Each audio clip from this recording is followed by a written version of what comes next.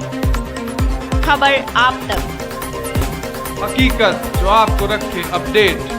CJI Chandrachud को किसने वकालत से रोक दिया था? विदेश से एलएलबी एलएलएम की डिग्री लेकर बैठ गए थे घर।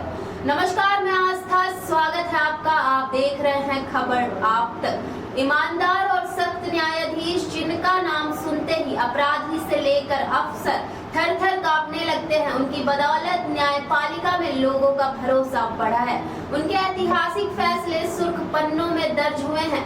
जी हां, हम बात कर रहे हैं सीजेआई डीवाई चंद्रचूड़ की। चंद्रचूड़ ने विदेश से पढ़ाई की है। जब पढ़ाई कर वापस लौटे तो कुछ वक्त तक घर बैठना पड़ गया था। इसके पीछे एक शर्त थी। आइए जानते हैं आखिर वह कैसी शर्त थी और किसने रखी थी।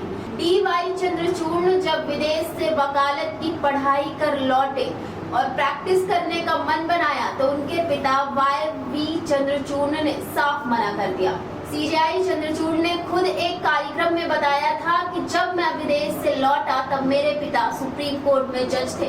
उन्होंने मुझसे कहा कि जब तक वह सुप्रीम कोर्ट के जज हैं तब तक मुझे वकालत की अनुमति नहीं दे सकते।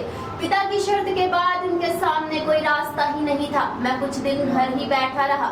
मैंने तब अपनी प्रैक्टिस शुरू की जब मेरे पिता रिटायर हो गए।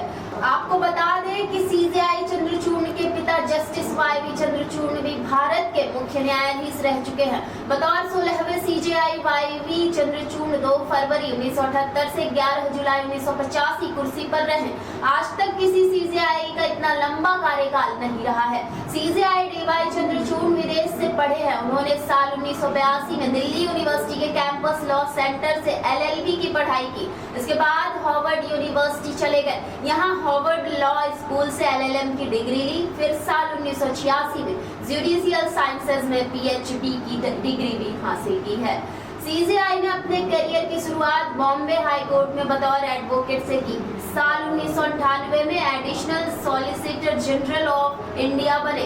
इसी साल वह सीनियर एडवोकेट भी बन गए। फिर बॉम्बे हाई कोर्ट में बतौर जज नियुक्त हुई। यहाँ से इलाहाबाद को हाई कोर्ट के चीफ जस्टिस बने। साल 2016 में सुप्रीम कोर्ट आए। यहाँ चीफ जस्टिस ऑफ इंडिया नियुक्त हुए। 2 साल सीजेआई की कुर्सी पर रहने के बाद इस साल नवंबर में रिटायर हो जाएंगे।